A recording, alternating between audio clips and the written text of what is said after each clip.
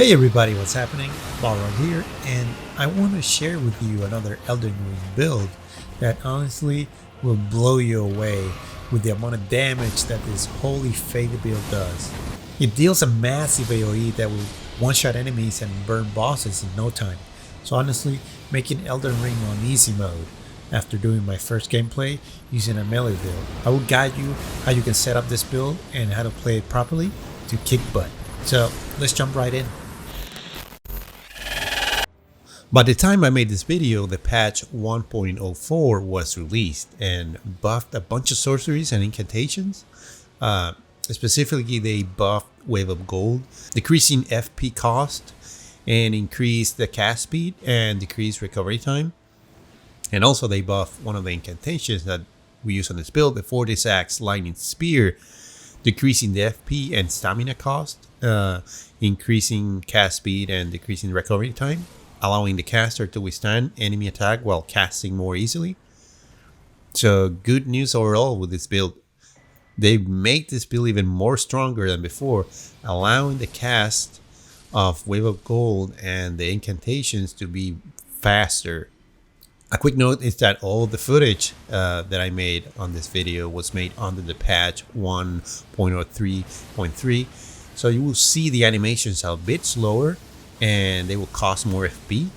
But when you play with the new patch, it will feel faster and stronger, so more reason to use this Holy Faith build, which is really now OP.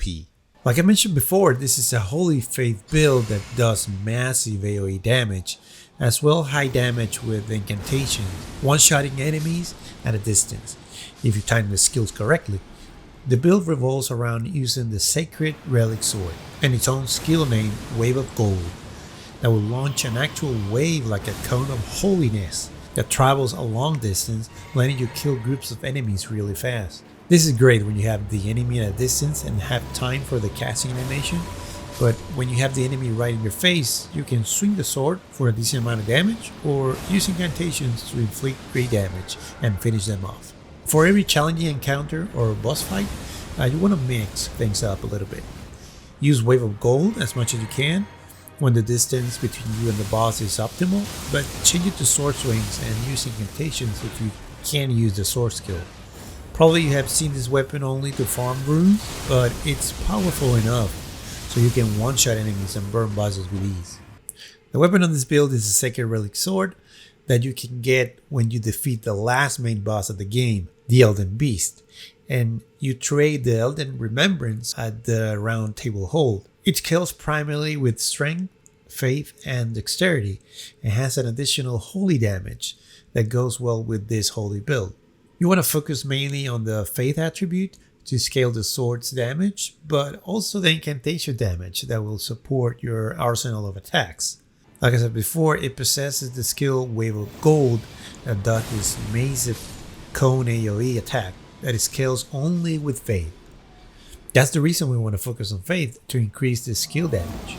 You can increase the Wave of Gold damage even higher with the help of Talismans, but we'll cover that in just a second.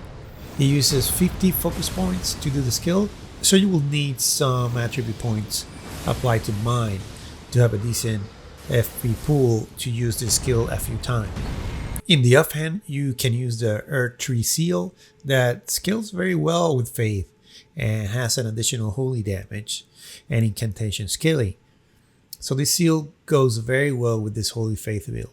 You can find this seal in the Volcano Manor near the Omen Killer enemy on a corpse. You want to have more FP flask than HP because the base of your attacks will be Wave of Gold and incantations, and both uses FP. On the Wondrous Physique flask, you will use the Holy Shrouding Crack tier to boost holy attacks.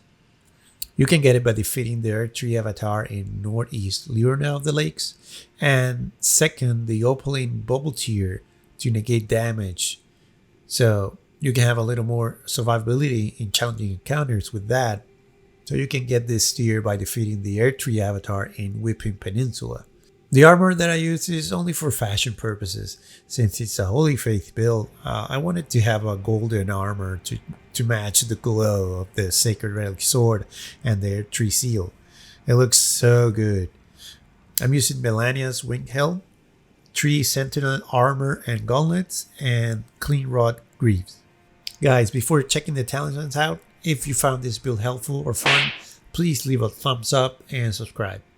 Now, in order to increase the holy damage and the damage of the skill Wave of Gold, you need to use this talisman called Sacred Scorpion Charm that will raise holy attacks by 12%, and it stacks with the Holy Shrine and Crack tier that is used on the Wondrous Physique. Also, the Shard of Alexander that will boost the attack power of Wave of Gold by 15%. The last 2 talismans have room for a little flexibility and depends on your playstyle. I used Ritual Sword Talisman to raise attack power when HP is full.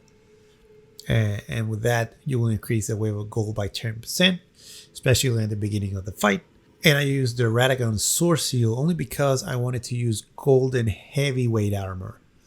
But if you're okay playing with more lightweight armor, then you can exchange this talisman for something like Green Turtle Talisman if you use more Sword Swings, or maybe the Dragon Crest Great Shield if you want to boost your physical damage negation, or the Primal Glintstone Blade to consume less FP on your incantations, and not the Wave of Gold, or maybe the Flox Canvas to increase potency of incantations.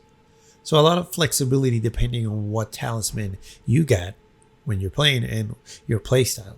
If you want to be more offensive or more defensive, it's up to you.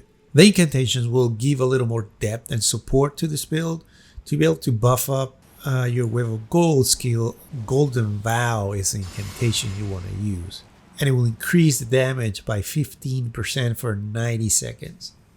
You can use Wrath of Gold if you want to knock down enemies that are right in your face to get some distance. Lightning Spear is a quick and cheap incantation that will help you get enemies from a distance or finish them off without using Wave of Gold.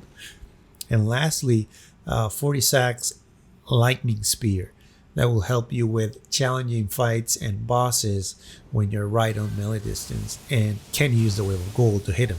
It packs a punch and it can decrease their health pretty quick. Now let's take a look at how you can add your attribute points for this build. The primary attribute for this build is Faith, as I said before, and secondary are Vigor, Mind, and Dexterity. If you haven't finished the first playthrough of Elden Ring and don't have the Sacred Relic Sword, there are a few weapon alternatives if you want to create this build early on, like the Winged Scythe, the Golden Halberd, for instance. So if you are in level 50, you want to have around 30 Faith, 20 Vigor, 20 Mind, and 18 Dexterity to get to the first soft cap on these attributes. When you get around level 100, you want your attributes to look like this. Faith at 50 and Vigor at 40 to get them to the second soft cap. Mind and Dexterity at around 20-ish. And now when you get to around level 150, you want Faith to be 80 to reach the third soft cap, your Vigor to be 50, Mind 25, and Dexterity 22-ish. The rest you can spend as you like. So guys, if you make this build, expect to cruise your entire playthrough, easy one-shotting the majority of the enemies with Wave of Gold, AoE damage, and if you need a single hit damage for bosses, you can mix it up with Lightning Spear and 40 Sacks Lightning Spear. Hope you like this build, guys. Give it a thumbs up so that you can share it with more people. Thank you guys for watching, and as always, take care, be safe, and see you on the next one. Ciao!